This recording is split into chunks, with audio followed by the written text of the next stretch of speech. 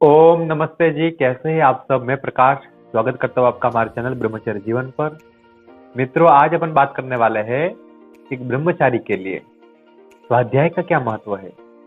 ब्रह्मचारी को स्वाध्याय करना चाहिए तो स्वाध्याय होता क्या और कैसे किया जाता है ताकि अपने जीवन में भी अपन कुछ आगे बढ़ पाए, इस विषय पर चर्चा करेंगे।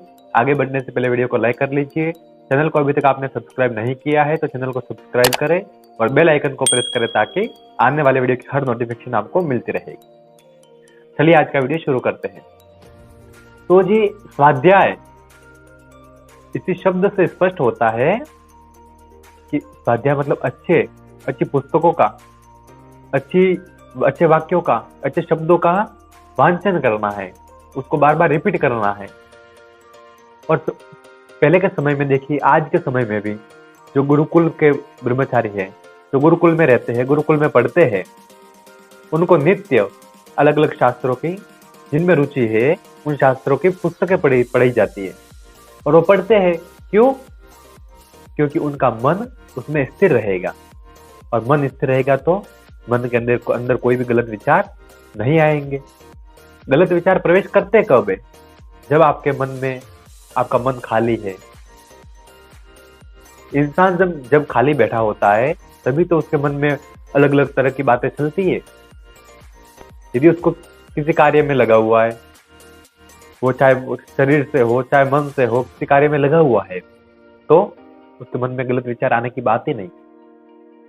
तो गलत विचारों से बचने के लिए स्वाध्याय का चिंतन, स्वाध्याय करके और फिर उस पर चिंतन किया जाता है, वो अपने भीतर उतारा जाता है, तब जाके उसका फायदा मिलता है।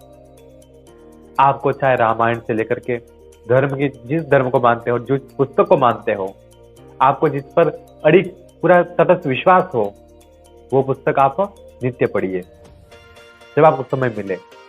ऐसे कहा जाता है कि भोजन बिना भजन बिना भोजन नहीं और स्वाध्याय बिना शयन नहीं।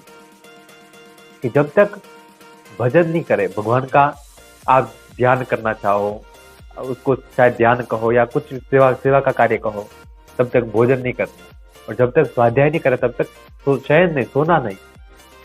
ये छोटे छोटे नियम ही आप अपने जीवन में कर लोगे कि तो भी आपका जीवन बहुत धन्य हो जाएगा। मगर करना पड़ता है। अगर बिना कुछ केवल पढ़ने से, केवल देखने से, केवल सुनने से तो कुछ भी नहीं होने वाला है। छोटे छोटे प्रयोग को अपने जीवन में लाएंगे तभी जाकर के अपना जीवन अच्छा हो सकता है। और स्वाध्याय नित्य प्रतिदिन करने से अनेक ऐसे बड़े बड़े फायदे होते हैं कि आप सोच नहीं सकते। व्यक्ति की मेंटलिटी खराब कब होती है? जब उस पर बार बार प्रेशर पड़ता है, गलत कुछ वो गलत देखता है, गलत लोगों से के संपर्क में रहता है, गलत बातें सुनता है, तो तभी तो उसका माइंड खराब होता है। आज के समय में कोई नहीं कह सकता भाई मैं कई सत्संग में जाकर के मेरे मन में कोई गलत विचार आता हो, किसी मंदिर में जाके उसके मन में गलत विचार आता हो। क्यों? क्योंकि वो जगह ही ऐसी होती है, वो माहौल ही एक ऐसा होता है।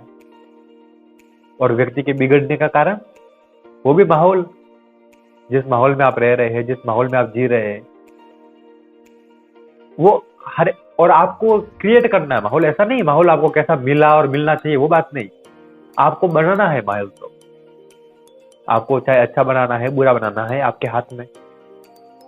और जब तक आप स्वाध्याय अपने जीवन में नहीं लाएंगे, जब भी आपको समय मिलेगा तब भी कुछ अच्छे पुस्तकों का, अच्छी कहानियों का, अच्छे भजन का, अच्छे संगीत का वांचन नहीं करेंगे तो आपका मन तो शैतान का घर होना ही होना है।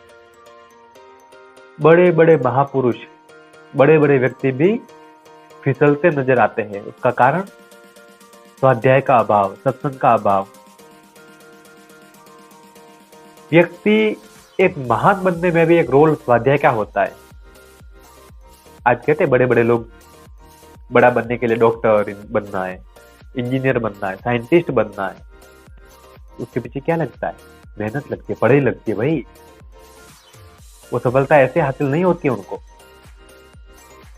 और वो जबकि एक सामान्य सी अब आदमी बनता है और आदमी की बनाई हुई डिग्रियां होती है, वो पाने के लिए भी इतनी पढ़ाई करनी पड़ती है, इतना कुछ करना पड़ता है। तो अपन तो भगवान से मिलना चाहते हैं, अपन तो अपने जीवन में कुछ बड़ा करना चाहते हैं, तो ऐसे ही मिल जाएगा? कभी नहीं मिल सकता है। इसलिए स्वाध्याय का प्रयास कीजिए जहां तक हो सके आपसे। जब भी आपको समय मिले, शुरू में 1 घंटा, कम से कम 1 घंटा अच्छी चाहे पुस्तक पढ़ो, कोई श्लोक पढ़ो, आपको कुछ ना आता हो तो कोई आप अच्छे कान में डाल करके कोई भजन तो सुन सकते हो। आप जिस भगवान को मानते हो उनके भजन सुनो। मगर नहीं, भजन सुनने को समय कहाँ है? हम तो फिल्म देखेंगे, 2-2 घंटे तक फिल्म देख लेंगे, मगर 5 मिनट का भजन के लिए समय नहीं है। वो ऐसे मूर्खों को कोई नहीं समझा सकता भाई। तो समझना आपके हाथ में है। दुनिया आपको और नीचे गिराने में लगेगी, मगर ऊंचा उठाने में कोई नहीं है। आप खुद अपने आप को गिराना चाहते हो तो फिर बह जाओ उसके साथ में। और खुद को आप चाहते हो मुझे कुछ करना है, मुझे कुछ कर दिखाना है, तो कुछ अलग से चलो, अपना रास्ता अलग बनाओ। किसी के भरोसे मत रहना कि कोई दूसरा आके तुमको उठा लेगा, कोई दूसरा आके तुमको आगे बढ़ा देगा। भरोसे रहे और सामने वाले व्यक्ति को पता चल गया तुम उसके भरोसे हो, तो वो तो तुम्हारा टुकड़ा साफ ही कर देगा पूरा। हमेशा अपने बलबूतों पर और अपने आत्मा के बल पर और अपने इंद्रियों के बल पर उस पर विजय पा करके कुछ करो। और व्यक्ति जब मन से ही हार जाता है तो फिर दुनिया में कहीं जीतने का अवसर उसको मिलता ही नहीं है फिर। मगर दुनिया हार कर भी व्यक्ति अगर मन से मजबूत है ना, तो दुनिया जीतने का सामर्थ्य वो रखता है फिर से। और स्वाध्याय के लिए आपको दिन में, मैं कह रहा था, जब भी समय मिले 1 घंटा आप निकालिए और 1 घंटा आप अच्छे पुस्तक पढ़िए, भजन सुनिए। आपको जो जिसमें इंटरेस्ट है, जो आपको अच्छा लगता हो, मगर वो ये बात अपने आत्मा पर हाथ रखकर पूछना कि वो कार्य अच्छा हो, वो कार्य करना। वो कुछ भी आपको पसंद हो वैसी बात नहीं है, मगर जो भगवान का कार्य हो, जो आपके आत्मा आपको उसमें कह ही हो हाँ, तो वो कार्य करना। और पुस्तकें तो बहुत सारी है भाई। अब जिस धर्म को आप मानते हो, हर धर्म में कोई गलत सीख नहीं देता है। और जो लोग वो पुस्तक नहीं पढ़ते हैं, जिनको पता नहीं होता है, वही आपस में झगड़ते रहते हैं और मरते रहते हैं। और जो उन पुस्तकों को पढ़ता है, समझता है और जीता है, कोई झगड़ा करना नहीं सिखाता है। मानवता, प्रेम प्रेम प्रेम सिखाता है सब। और प्रेम से रहना व्यक्ति को आता कहाँ है? खुद की गलती तो कभी नजर नहीं आती किसी को, दूसरों की गलती तो ओहो कैसा बदतमीज है वो तो। भाई तू अपने आप को तो देख, पहले दूसरे के ऊपर देख रहा है। ऐसे काम मत करो,